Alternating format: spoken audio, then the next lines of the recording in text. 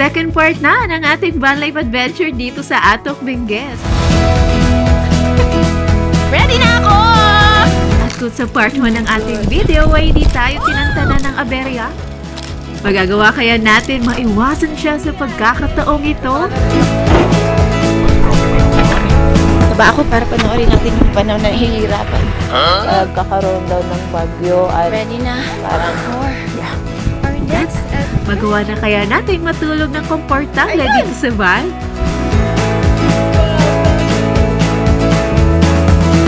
At makakababa kaya kami ng ligtas sa lugar na to nang ako ang nagmamaneho? Hindi nyo kayo challenge mag-drive ng van. Tignan nyo ako, mabagal. At least safe tayo. Diyos ko, bakit ba ako napunta sa sitwasyon na to? Thanks, John! Ay, nako! Huwag na natin patagalin pa. Kung travel and adventure ang hanap nyo, tara! At samahan ako sa biyahe kong ito. Nagpapawisan yung KJ ko!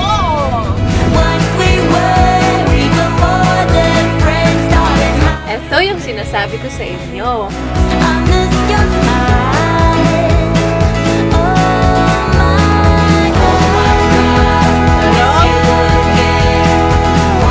May sunset na dito sa Heights Place.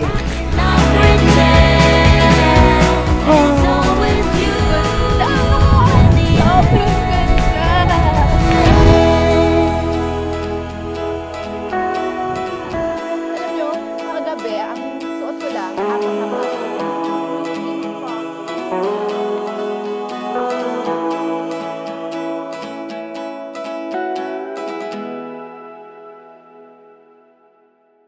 And welcome back to another Van Life episode. Part 2 na to ng adventure natin dito sa Heart of Benguet. Dito yan sa Atok. Para sa mga hindi nakapanood ng part 1, eto ang part 1.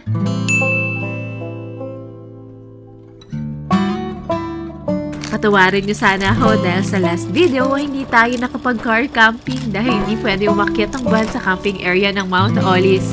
Pero ngayon, promise ko sa inyo na makapag-car camping na tayo.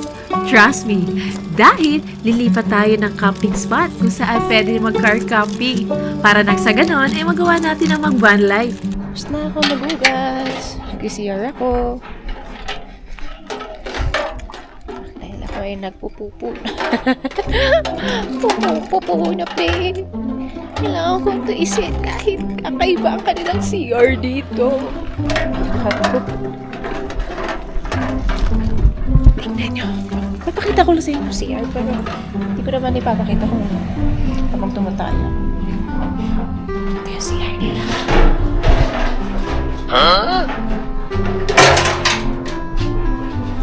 Ganyan na CR.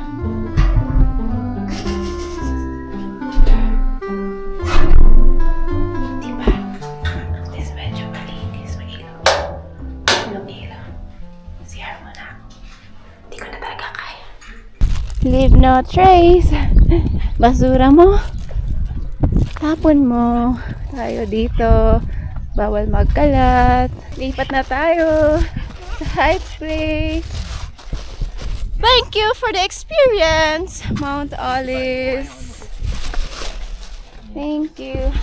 Ready na for our next adventure. Pina-challenge nyo ako matulog sa van?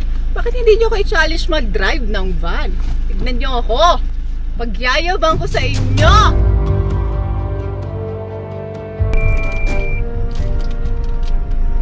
Tandaan kasi first time ko mag-drive ng van.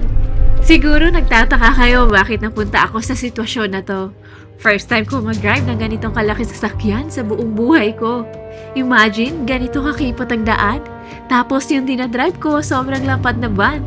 Eh pag ganito, sino hindi kakabahan? Grabe naman yung sensor mo. Eh, Sa harap kasi, sa harap yan. Nakakaba kapag nakakarinig ka eh. Kinakabahan ako. Ako yung nag-drive kasi kailangan ni Direk mag-drone shot.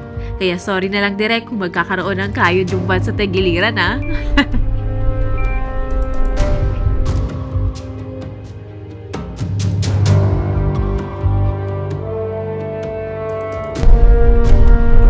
Ay, makakasalubong kang truck. Dito ka muna.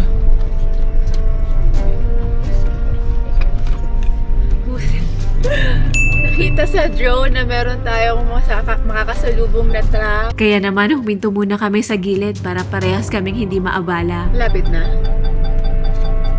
Minalas naman, ngayon pa ako'y nagdadrive, saka may sasalubong na truck. Oh my God. At tandaan nyo guys, sa mga ganitong sitwasyon, palaging maging mabait sa lokal. Tandaan nyo, dayo lang kayo sa mga lugar na bibisitahin nyo. Walang mawawala sa atin kung maging mabait at magalang tayo sa mga taong makakasalumuhan natin sa daan dito. Wow! Good job, drone! Wait. Meron pa ba? Hindi, nasilobat na yung drone. Thanks, drone! Dahil sa'yo, hindi tayo nakasalubong dun sa truck at napagilid tayo. You're the best. Good job. Babae mo. Sabi mo, hindi mo kaya yan. Kaya ko yan, pero takot lang yung kasama ko. Da! Ano yun? Ayan yung daan. Ayaw niyang ako Kita mo. mag-drive. Pakita ko sa inyo. Akala niya hindi ko kaya. Nag-drive mo na nga ako dun sa taas, mula baba. Tapos ito, yan lang, ayaw mo ipa-drive sa akin. Kala mo, masisira yung van mo. Pero ang hirap na nakatakot baka masira ko yung van. Kawawa naman si Betty. So siya na. But at least, try ko mag-drive ng van. Tanda, matalsikan ako.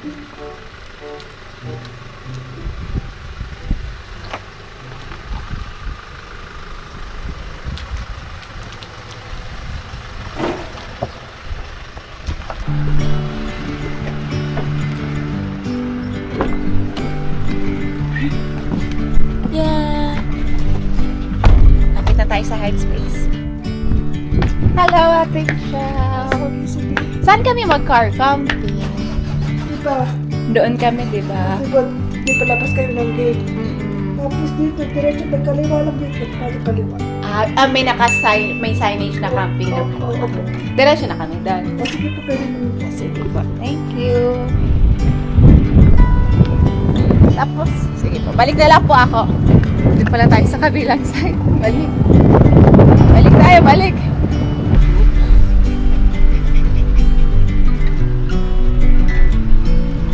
Oo naman si Boss Boss. Pero pasensya na. Thank you. Kung kanina, nasa taas tayo ng Mount Olis, ngayon naman, bababa tayo sa High Springs Camping Zone. We're here na. Atras ko muna. Tapos ibuelta ko dito. Baba Pero mo na pwede ako. naman mag-drive dyan. Baba ako para panoorin natin yung iba na nahihirapan. Videohan pala.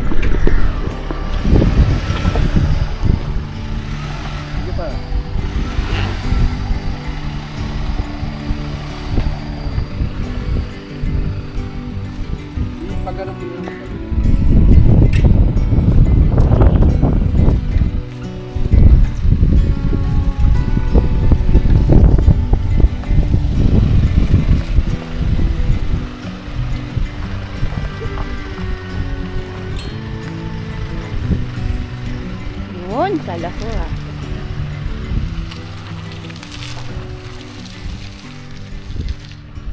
Dito na kami sa Heights Place Campsite. So, dito sa area namin ngayon is maaraw. Hindi pa kami nilalamig.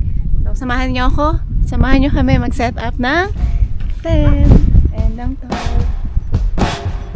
While I'm gazing through my window tonight, I'm remembering the things I have done in my life. Oh, making one or two. Alis yung lamig yung kalaban namin. Ito naman sa Heights Place. Hangin ang kalaban namin. Manis eh. Ang dami namin napagdaanan.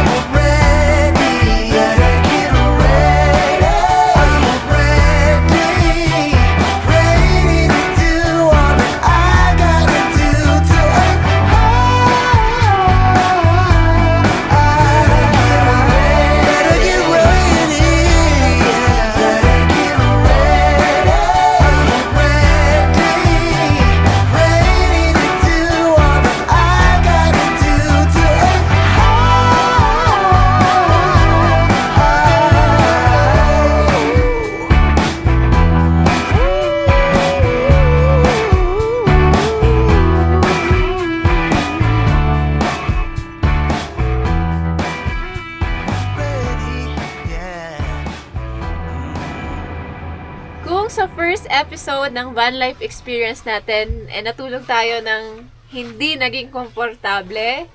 Ito yung sinasabi ko sa inyo. For our second episode ng van life experience, syempre matutulog tayo sa van ng komportable. So, paano tayo magiging komportable? Papakita ko sa inyo kung ano ang ready namin. Sure na sure ako na magiging komportable ako sa paghiga ko kasi saktong-sakto sa akin. Tadaan! Diba? Airbed yan. Yan. So, meron na rin akong unan and blanket. So, matutulog ako mamaya ng straight. Hindi yung kagaya nung first episode. Kita nyo ba yun? Nandun lang ako sa upuan. Parang binaba ko lang yung chair. Tapos pagising-gising ako kasi nangangala yung balakang ko. Pag ganun-ganun ako. So, dito, for sure, magiging maayos yung pagtulog ko. Pero feeling ko ang magiging kalaban ko lang mamaya yung lamig. And I think sana mamaya pag gabi may langaw din, Beb.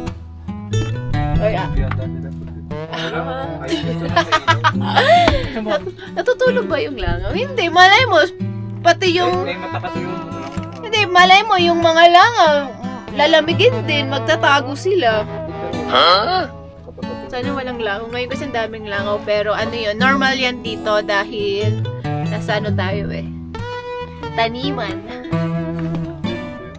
Yes, sabi rin ng kausap ko. Poultry? Wala namang poultry dito. Ayun. Hindi yan poultry, Beb. Mga ano nga yan, gulay-gulay. Ano to yun naman ang sabi.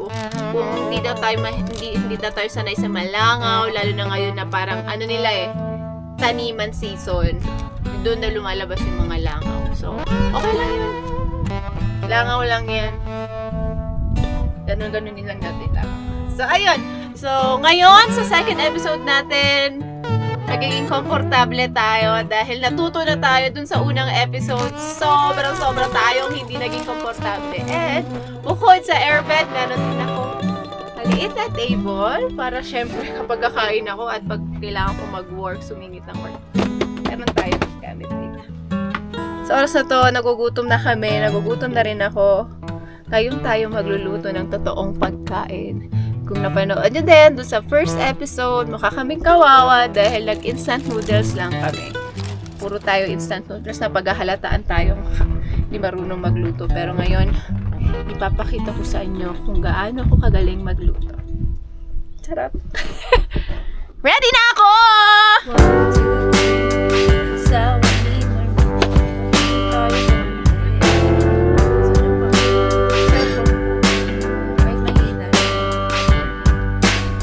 Inuna ko munang lutuin itong veggies kasi ihahalo ko to sa natira naming kanin kagabi.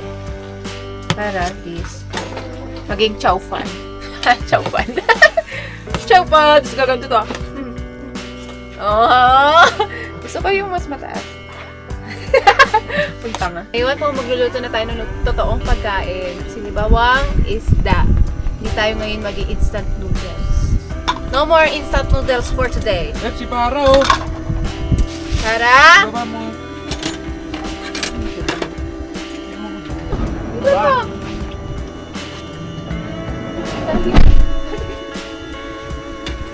Huwag mo ko dilaan. Kulit na yung paarap. Sige, yes.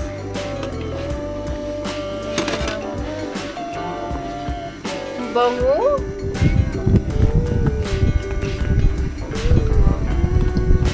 Ilang beses na kami mag-camping, pero ngayon na kami magluluto ng ganito. Last time, puro prito-prito lang, di ba? Ngayon, dahil nasa atok tayo, kailangan natin ng mainit na sabaw.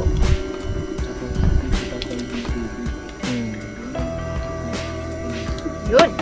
And then, Hindi rin. papaturo. Papatikin ko sa kanila yung sabaw. Tikman nyo nga yung sabaw.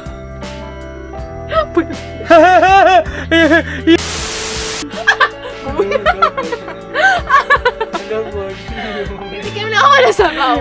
Ito ba yung tikim? Hindi ko alam kasi kung paano yung tikim Kainin na! ready na. Dito na ako nagplato. Dapat siya na intindo. Meron na tayong sabaw and sinabawang isda. Thank you, Lord, for this day, for the food.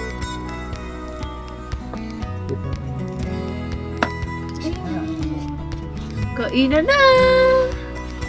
Finally! Ano oras na?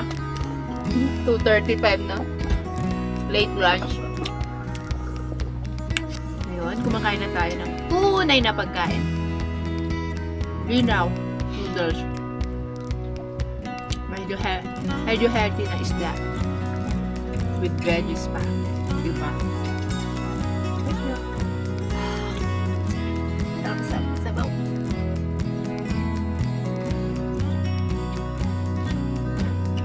Grabe. Guys, ganito talaga ginagawa ko pag tapos ko kumain ng lunch. Masarap talagang gawin ang matulog. So, matutulog muna ako dito sa inahanda naming airbed para sa akin. Ay. Idlip muna ako din mamaya. Nilipot ko kayo dito sa highest place. Ay. Oh, so wow, grabe! Sarap. Kaya pala talaga no, kapag nakahiga ka ng maayos. Straight ka, hindi ka tulad ng first episode natin na nakaganon ako sa upuan. Pero ngayon, grabe, komportable na ako. Mamaya na lang ulit. Sleep lang ako 1 hour. Parang nasa work lang. After lunch, 1 hour sleep nap. 1 hour nap. Ay. Pahinga muna ako. See you later. Guys, may sunset na dito sa Heights Place. Look at the sky. Wish that I could stay in this moment forever, so I can hold you in my arms. I will carry you on my shoulders as long as I'm able. Scare the monsters under your bed. Good. Deep in the light, liking for you is all I need until my heart gives in. Dito sa Heights Place, nakatago yung sunset na sa kabilang bundok.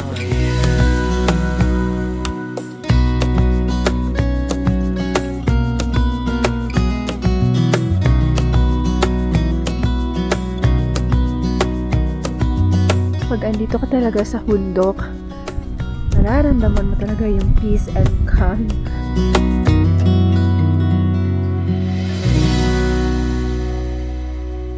At tuluyan na ngang sumapit ang dilim. Kasabay nito ay napakalamig na hangin. Pero yan ang hinahanap natin. Sabayan mo pa ng tahimik na kapaligiran. Eto yung hinahanap kong kapayapaan na magbibigay sa akin ng kalmadong kaisipan.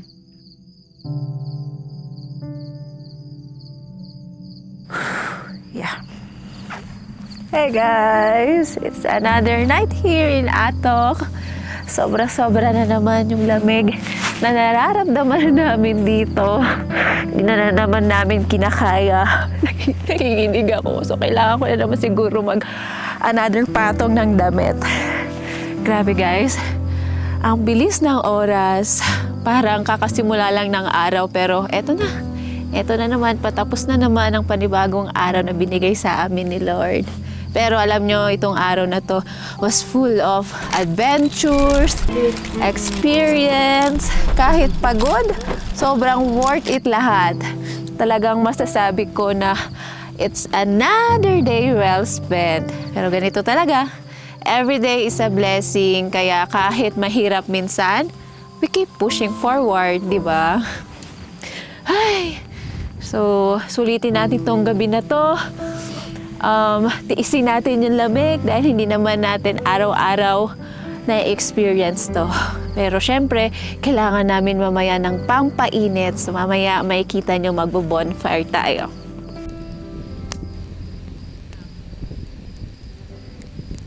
Payapa at masaya kami nagpapainit dito sa bonfire na inoffer sa amin ni Kuyang nag-a-assist sa amin dito. At nang walang kung anong-ano, ay biglang umihip ang napakalakas na hangin na siyang naging dahilan sa pagkakahugot ng tarp namin mula sa kinatitirikan nito. Sinyalis na pala ito ng hindi magandang paparating. Sabi kasi, magkakaroon daw ng bagyo at parang isa rin si Benguet sa matatamaan. So, sabi, mamayang gabi, mamayang hating gabi dating. Pero as of the moment, mahangin pa lang dito, wala pa ulan. Sa mga oras na to ay wala kaming idea na magiging super typhoon pala ang bagyong to. Lumakas pa ang bagyong Julian na huling namataan 275 kilometers silangan ng Calayan, Cagayan. Malalakas din ang ulan sa mainland Cagayan, Ilocos Sur, Abra, Apayao, La Union, Mountain Province at Benguet. Kung ano-ano na nga ang pumasok sa isip ko. Baka ma-stranded kami dahil sa baha or landslide. Paano yung bahay namin, yung family namin? Naglabo-labo na. At tumating pa nga sa punto na naisip ko na mag-pack up na kami para umuwi. Pero pagod na din kami at alanganing oras na din. Kaya napagpasyahan namin na magstay na lang at itigil na ang pag-aalala dahil wala din itong may idulot na maganda sa aking pag-iisip. Kailangan nating tangkapin na may mga bagay talaga na hindi natin kontrolado. Tulad ng bagyo. Sabi nga worrying won't change the outcome. It only steals your present joy. Kaya mas pinili ko na lang i-enjoy ang huling gabi namin sa lugar na to. Kung may chance kayo makapunta dito sa Atok, try nyo dito sa Heights Place, campsite, and sa Mount Olis. Magkatabi lang naman to, hindi naman magkalayo. Parang from Heights Place to Mount Olis, 16 minutes drive lang. Yung Mount Olis paakyat yun. Dito kami ngayon sa baba. Try nyo, promise you won't regret it. The view, the experience, everything is just perfect. Perfecto. Yung lamig, hindi namin kaya, pero kung mahilig kayo sa lamig, gusto nyo itry yung mga ganito, doble yung suot. Alam nyo, kagabi, ang suot ko lang, 4 na patong. Ngayon, 5 patong. Siguro dahil sa hangin, kaya parang mas nilalamig ako ngayong gabi kaysa kagabi. Ayun. So, yun, try nyo And kung may mga ibang tanong kayo about dito, sa napuntahan namin, comment nyo, baka masagot namin. Ayun. And ano pa ba? Ako rin sabihin na maraming salamat sa lahat ng mga nanonood ng video namin. Sa lahat ng susupport sa amin, yung mga nagko-comment, nag-share, and nagla-like. Thank you. Appreciate it so much. Sana huwag kayong magsawa manood. Kahit nakakairita yung boses ko, kahit nakakairita yung pag-iinarte ko. Naiiyak ako kasi. Sorry. Kasi tingnan mo. Nakakaiyak kasi tingnan mo. Naiiyak ako, pati yung ilaw ko. Naiiyak. Nakakain naman ng bonfire. Patayin na nga natin yan. Ayun, so thank you so much. Marami pa kaming video at marami pa kaming pupuntahan na may enjoy nyo din. At for sure, once na panood nyo yung mga video namin, for sure gusto nyong puntahan yun at pupuntahan nyo talaga dahil worth it lahat. Ayun lang. Thank you. And syempre katabi ko si Farah. And si Fiori na nilalamig na kanina pa. Ayan, so di ba? May natutunan na tayo sa first van life experience natin. Kung paano gumawa ng paraan na kahit sa maliit na espasyo nitong van ay magiging komportable tayo. So, ito na nga yung ginawa natin. Magkaroon ng komportableng hihigaan. So, ayun. Alam naman natin, isa sa mga biggest challenge ng van life is learning how to make the most out of a small space. Pero ang saya kaya.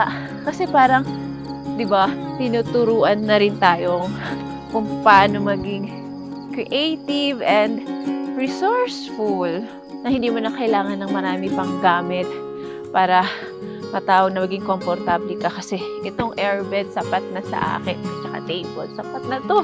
Wala naman akong ibang gagawin dito kundi para pag napagod ka, pag inaantok ka, tulog ka lang. Pagkakain ka, meron namang table. Good night, girl. Wait lang pala. Natulog na ako pero tinangkin na ng mga doggy ko yung espresso ko. Siksikan na lang kami. Bye-bye.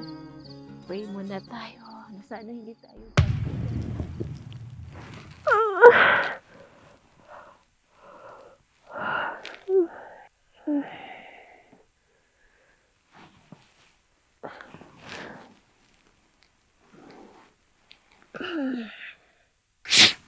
Morning, guys. Lamig dito sa Benguet, as in. Ang OA ng lamig.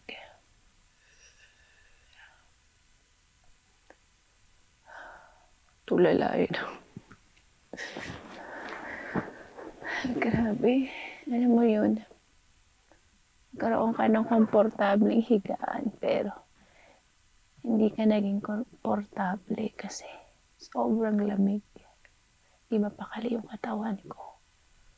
Paano ko babalutin yung sarili ko para mainit? So, ginawa ko. Yung gloves ko sa kamay.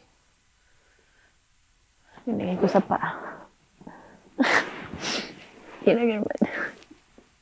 Diba kasi kapag malamig, ang unang nanlalamig sa atin is mga paa.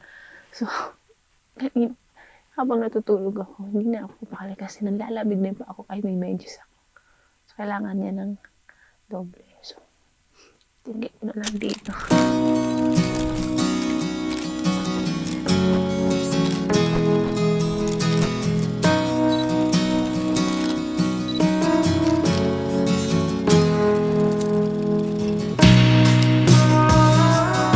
Ang magandang kapaligiran ay konektado sa pagkakaroon ng payapang kaisipan.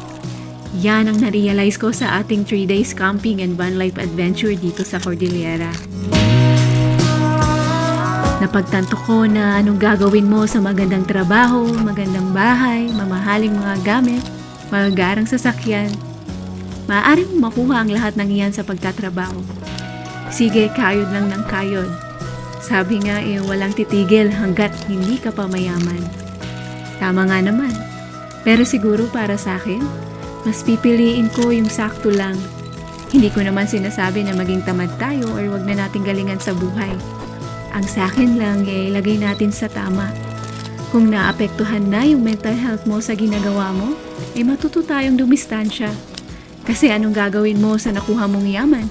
Kung ang maaaring maging kapalit naman nito ay maging bihag ka ng sarili mong kaisipan. Alam nyo na yun? Again, this is Jane Tabiano na nagpapaalala sa inyo na pangalagaan ang inyong kapayapaan para magkaroon ng healthy kaisipan. Dahil yan ang susi sa tunay na kaligayahan.